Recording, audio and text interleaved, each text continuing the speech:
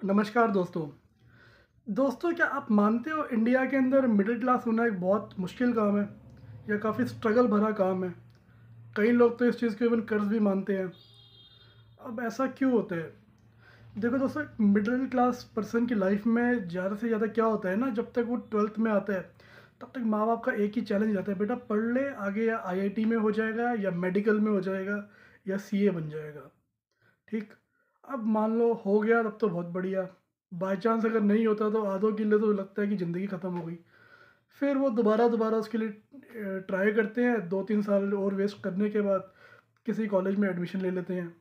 अब जब graduation complete होता है तो सर उसके बाद दोबारा से आप या तो यूपीएससी की तैयारी में लग जाते हो या एसएससी की तैयारी में लग जाते हो, या फिर आगे आप एमबीए के लिए लग जाते हो तैयारी के लिए। तो करते करते अगर मान लो हो गया तब भी बढ़िया, नहीं हुआ तो अगेन एक स्ट्रगल स्टार्ट हो जाती है।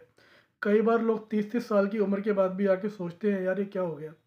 जब बाहर जॉब लगती है एज अ फ्रेशर 30 साल की उम्र में, 29 साल की उम्र में, तो वही 10,000 की जॉब, 15,000 की जॉब, तब वहाँ पे भी फील होता है कि ये क्या हो गया।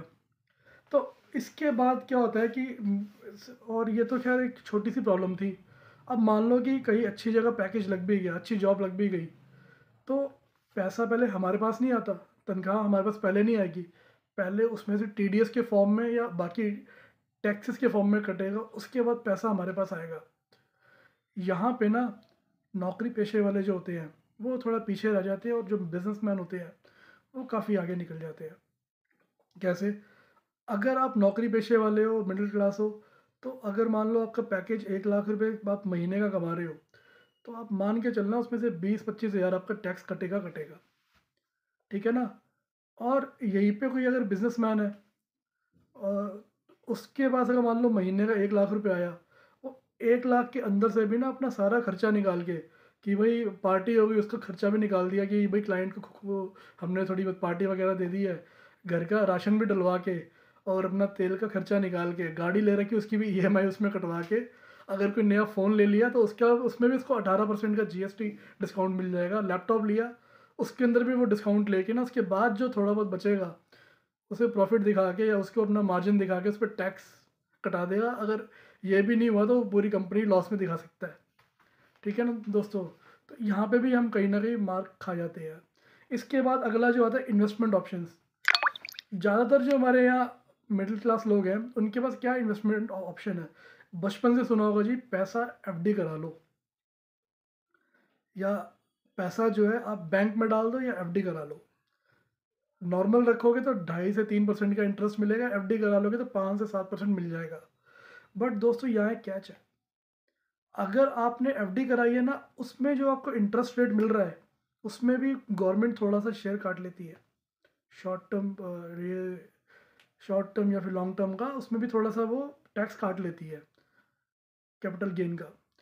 उन उसके अलावा इन्फ्लेशन रेट, जो महंगाई का दर है इस टाइम 8 से लेके 14% तक है।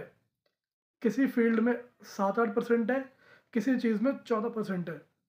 तो इस साल जो आपने अपने बैंक अकाउंट में 100 रुपये रखा है, अगले साल तक वो 8 रुपये वैसे ही कम हो जाएगा। एफडी ने आपको मान लो 7 रुपये दे दिए 7% के हिसाब से, उसमें गवर्नमेंट ने भी थोड़ा बहुत काट लिया, आपका 10% काट लिया एज अ वो टैक्स। तो आपके 70 पैसे वहाँ कट गए, तो 6 रुपये 3 पैसे आपको मिले। तब भी आप 1.5 रुपये या फिर 1 रुपये 70 पैसे से पीछे हो इन्फ्लेशन के हिसाब से। तो वहाँ पे भी कहीं ना कहीं मिडिल क्लास बेचारा मार खा जाता है। स्टॉक मार्केट में लगाने की सोचता है तो वो उसके लिए जुआ है। हमारे देश में ना स्टॉक मार्केट को टोटली एक टैबू माना जाता है। और कई जगह मैंने ये भी देखा है जहाँ पता चल जाए लड़का स्टॉक मार्केट में इन्वेस्ट करता है, वहाँ तो इवन कोई लड़की देने को भी तैयार नहीं होता अपनी आगे से। ये हमारे देश की अभी सच्चाई है। हाँ, अवेयरनेस आने से थोड़ा बहुत चेंज हो रहा है, बट फिर भी कहीं ना कहीं ये अभी भी हमारी कंट्री में ये एज अ टैबू उसको देखा जा रहा है।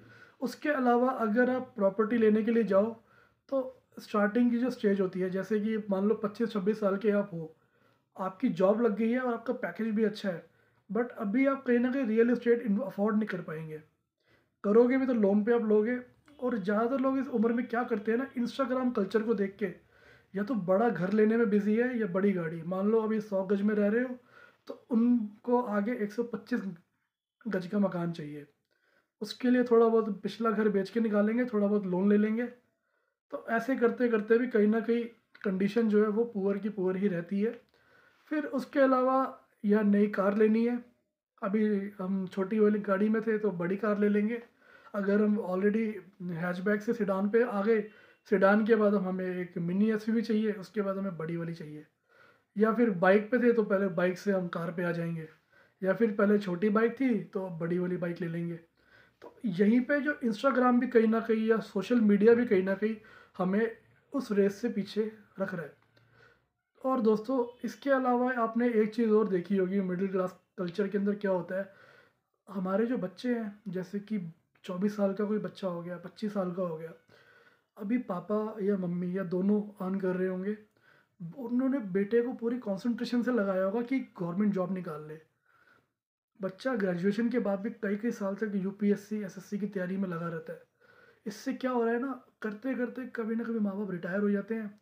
एक घर में अचानक से फाइनेंशियल बर्डन जो है वो आगे बढ़ जाता है। तो दोस्तों अगर आप इस विशियस साइकिल को, इस विशियस सर्कल को पूरे को पकड़ लो, आप इसमें थोड़ा मॉडिफिकेशन करने का ट्राई करो, थोड़ा अपने माइंडसेट को आप चेंज कर लो, तो आप इस सर्कल पे से बाहर आ सकते हो। बाकी दोस्तों कैसे इस सर्कल को आगे ब्रेक करें और अमीर लोगों की आदतें क्या होती हैं, उसके ऊपर मैं आगे वीडियो बनाऊंगा। बाकी दोस्तों ये वीडियो अगर आपको पसंद आए, अच्छा लगे, तो मेरे चैनल को आप सब्सक्राइब कीजिए, इसे आप वीडियो को लाइक कीजिए।